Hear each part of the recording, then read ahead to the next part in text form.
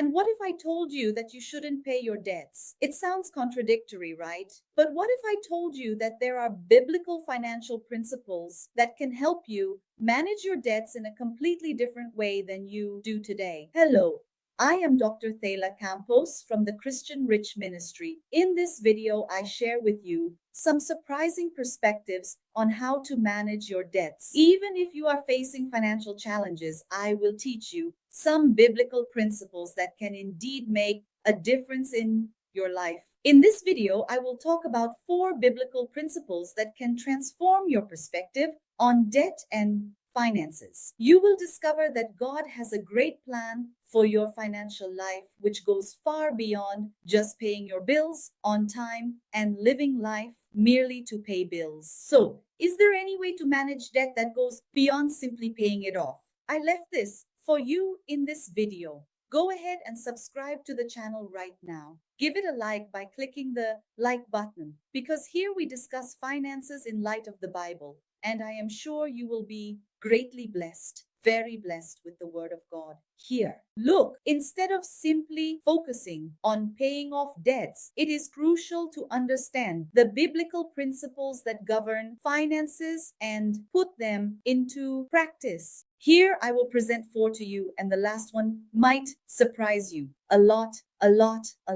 Principle number 1 that you can already practice. Principle of the law of shadow. Look, Galatians 6:7 says this. This passage from the Bible teaches us about the importance of sowing wisely to reap the desired fruits in our finances. When you have debts, apply the same principle to what you are sowing. If you don't have the cycle of debt, no, you do have it. Yes, it paralyzes you. It is the cycle of debt. I assure you that you will continue to sow more debt in your life. So, do not make a new debt to pay off another debt unless it is an investment. It is hypocritical, highlighting the importance of sowing generously to reap prosperity, such as donating part of your income to help others, or your time, or starting to invest even if you have debt. Principle number 2 of good stewardship.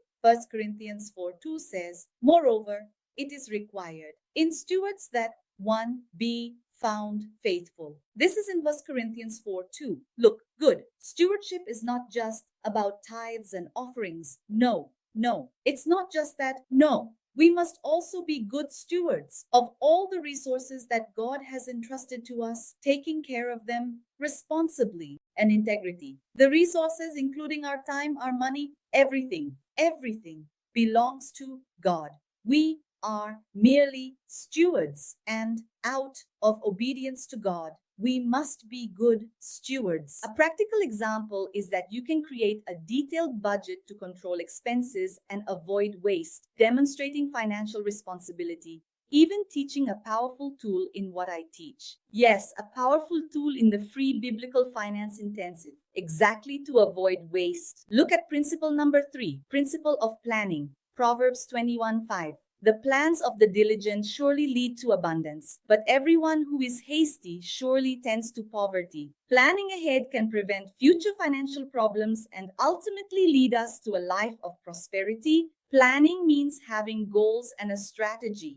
And in the case of getting out of debt, simply paying the bills that come in is not enough. You must plan wisely. For example, set your financial goals and follow your financial path, the one that leads you towards God's dreams in your life. I even show you 6 financial paths in the Biblical Finance Intensive that you can follow clearly and effectively. Principle number 4, principle of knowledge or wisdom. Proverbs 24:3-4. By wisdom, a house is built, and by understanding it is established. By knowledge, the rooms are filled with all precious and pleasant riches. It is essential to seek knowledge and financial wisdom to make wise decisions in finances. I'm going to give you a practical example. Read the book on personal finance. Read the Bible. Yes, the Bible is the best book on finance. The Bible speaks more about money, wealth, and possessions. It talks more about that than about faith and prayers. Yes, the Bible speaks about wealth, money, and possessions. So participate in an online course or seek a mentor who can